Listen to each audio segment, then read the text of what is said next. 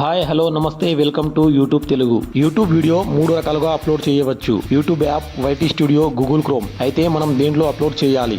Video చాలా genuine గా analysis చేసి చెప్తున్నాను. ఛానల్ ని సబ్స్క్రైబ్ చేసి వీడియోని స్కిప్ చేయకుండా చివరి వరకు చూడండి. చాలా మంది వీడియోని యూట్యూబ్ యాప్ లేదా వైటీ స్టూడియో యాప్ నుండి అప్లోడ్ చేస్తారు, కానీ వీడియో అప్లోడ్ చేయడానికి సరైన పద్ధతి కాదు. అయినా ఈ విధంగా వీడియో అప్లోడ్ చేస్తే వ్యూస్ తక్కువగా వస్తాయా అంటే కాదు. మరి ఎందుకు యూట్యూబ్ యాప్ లో, వైటీ స్టూడియో యాప్ లో వీడియో అప్లోడ్ చేయవద్దు? ఈ యాప్స్ అప్లోడ్ పేజ్ లో మనకు చాలా తక్కువ ఆప్షన్స్ కనిపిస్తాయి. సో మీరు కొన్ని సెట్టింగ్స్ కోల్పోతారు. దీని వల్ల కొన్ని వ్యూస్ తగ్గుతాయి. సో వీడియో గూగుల్ క్రోమ్ నుండి అప్లోడ్ చేయండి.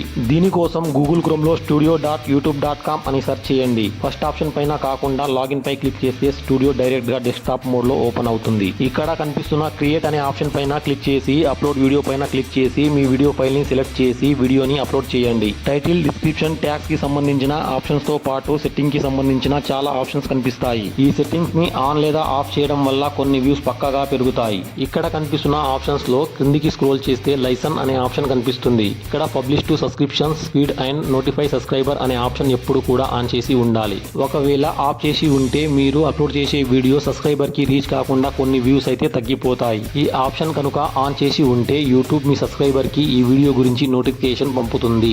ఈ వీడియో కనుక మీకు నచ్చినట్టయితే లైక్, షేర్ అండ్ సబ్స్క్రైబ్ చేయండి.